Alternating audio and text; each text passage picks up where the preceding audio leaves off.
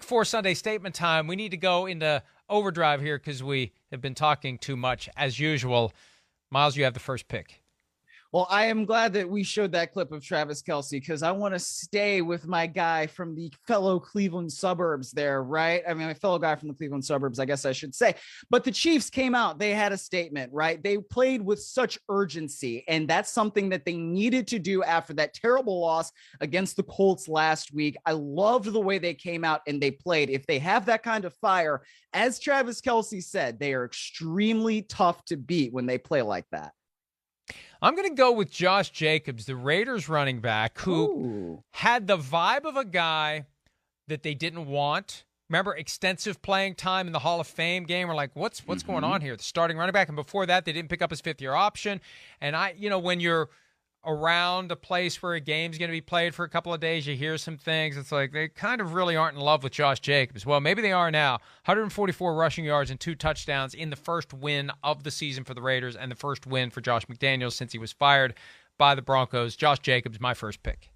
Good thing I have more on my list because Josh Jacobs was going to be my number 2, but instead I will go to Houston, where Los Angeles defeated the Texans. They were able to hold on, and it was one of those games where the Chargers have lost it in the past. You know, we all talk about charging, whatever we want to call it, but they got the drive that they needed when they really needed it in the fourth quarter. I wasn't all that impressed by what the Chargers put out there yesterday, but the fact that they were able to hold on and secure that victory with a really good drive in the fourth quarter, I think that speaks volumes.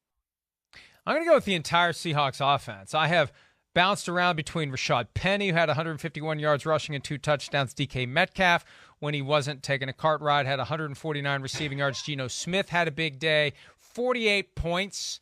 Now, a lot of it had to do with the fact that the Lions' defense stinks, but I think there have been months when the Seahawks didn't score 48 points combined in all games.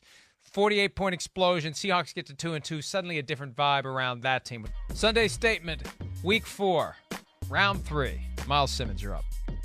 Let's go with the Falcons. The Falcons beat the Browns at their own game on Sunday. They ran them into submission. There was a drive where they ran 10 plays.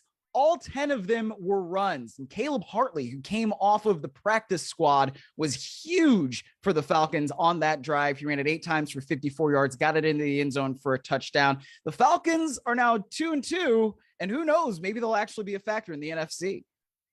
Justin Jefferson, my MVP non-quarterback hopeful who disappeared weeks 2 and 3 because they double covered him everywhere he went. Yesterday, the Saints opted to put Mike Evans' best friend, Marshawn Lattimore, on Justin Jefferson more often than not. Jefferson had 10 catches for 147 yards and a rushing touchdown. He reestablished himself as one of the very best receivers in the NFL, and we'll see if the Vikings can find a way to get the ball to him even when he's double covered. That's going to be the next step in the evolution of this Kevin O'Connell offense, as the Vikings are somehow, I don't get it, I don't understand it, but they are somehow 3-1. All right, time for our Monday Night Football preview as we're on our way out the door, Myles. The Rams at 2-1, the 49ers at 1-2 at Levi's Stadium. The 49ers typically play the Rams well in the regular season. You think the 49ers can pull it off tonight?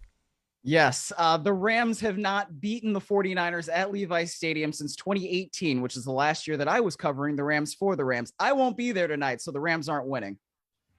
Jimmy Garoppolo and the lip reading that we saw from last week, all your plays suck, man, is what people think he said. And when he was asked about it over the weekend, he said he can't read lips. They're his own lips. Jimmy Garoppolo can't read his own lips. Read my lips. See you tomorrow. Have a great night. Hi, it's Mike Florio. Thanks for watching PFT on YouTube. Hit subscribe for the latest news and analysis from Pro Football Talk.